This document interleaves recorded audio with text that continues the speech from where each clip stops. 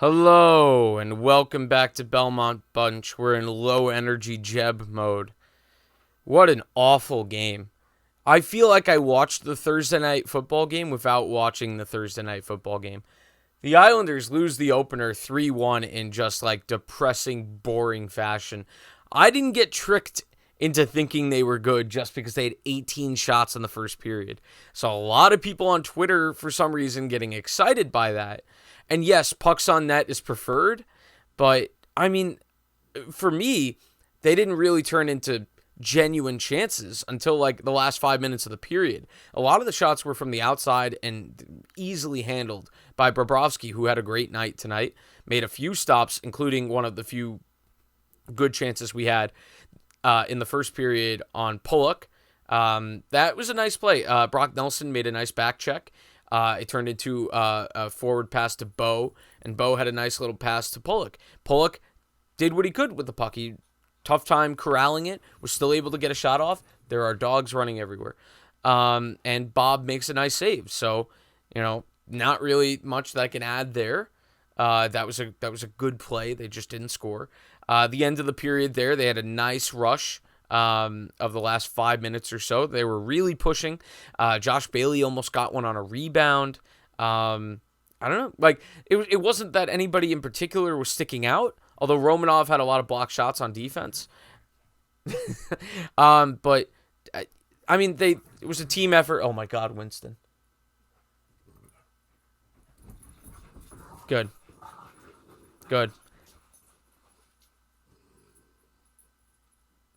So, yeah, you could probably still hear him snoring.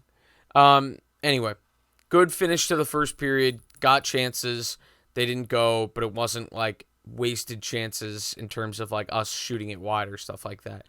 I did notice throughout the night offensively, second period, the offense just went to bed. Panthers dominated the second period and got a goal out of it. But we'll start with an observation for the whole game, which is no Islander forward was noticeable in a good way. Like very, very, very like singular plays that I remember. Bo in the second period stopping a 2-on-0. Barzal had a lot of giveaways tonight.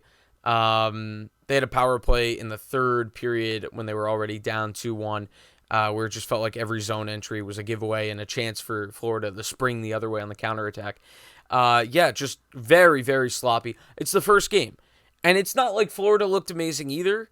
A positive to take out of this is, you made the Florida offense not look super potent, but at the same time, it's early in the year, so everybody's figuring it out. They've got Matthew Tkachuk to try to, figure into the lineup somehow. No more Huberdeau, so the chemistry might not be all the way there yet for Florida. For the Islanders, there's not really an excuse since we didn't do anything in the offseason. There's no chemistry to adjust offensively, and it still looks terrible. Who would have thought that not getting better offensively in the offseason would mean we would look the same in the regular season? Who would have thought it? So Luosterainen gets the go-ahead goal to the first goal of the season for either of these teams' games.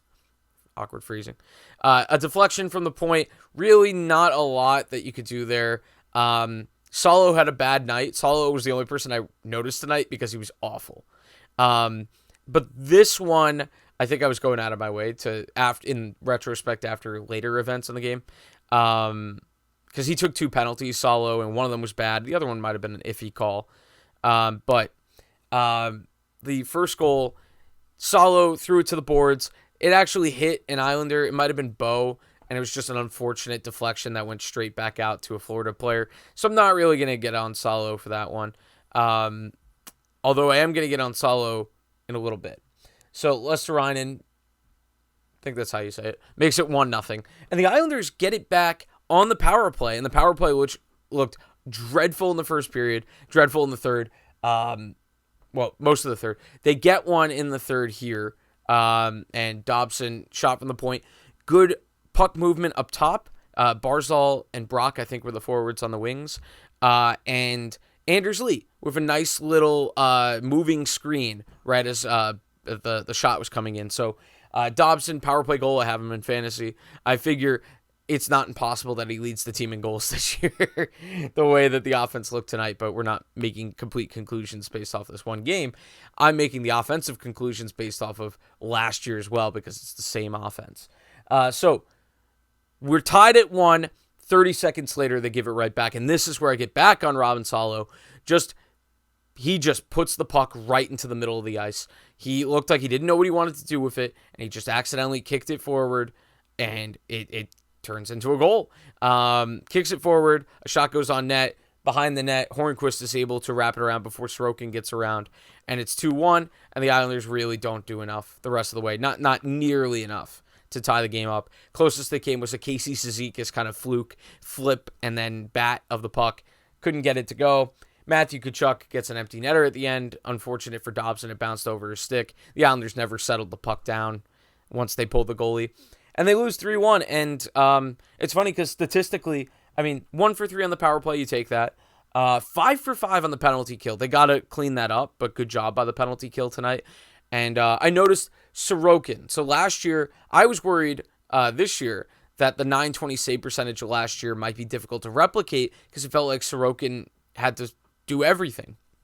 But tonight, Salo with his terrible giveaway, but everybody else looked pretty good defensively.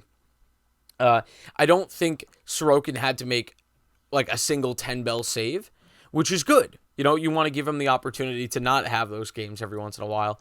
So defensively, the Islanders looked fine tonight. Offensively, it's piss poor. And, them not being worried about Barry, getting on them about turnovers might not be good. And so this is what I was worried about because I was not happy with Barry getting fired. And for the people that were happy, I think it's a personnel thing. I don't think it's a Barry thing. Because the Islanders look just as bad tonight. We'll see how it continues. It's one game. And there are positives to take out, which is, basically that you made Florida not super potent offensively. But yeah, really worrying on offense. But we will move on to Saturday. I'll be there. I'm pulling a double, so I will be at the Red Bulls playoff game, and then I will be at the Islander game that night, and then I will keel over and die. So, yeah, Islanders dominate faceoffs, do well on special teams, don't do anything offensively. So I guess you could say all they have to do is score now, and they'll be golden. But we've been saying that for 2-3 years. So we'll see if Wally draws in next game. Not especially encouraging that the coaching staff doesn't seem to think he's one of the top 12 forwards. That's not great. I know that he was banged up at the end of camp, but the other day Wally was saying, "Oh yeah, no, if I don't play, it's their decision. I feel good." So not great. Feeling like Wally's it's just, I don't know, maybe he gets traded at some point. All right. That's it from Belmont Bunch. What a fun first game to talk about. What a wonderful day. I'm going to go back to watching the worst Thursday night football game since last week. All right. Goodbye.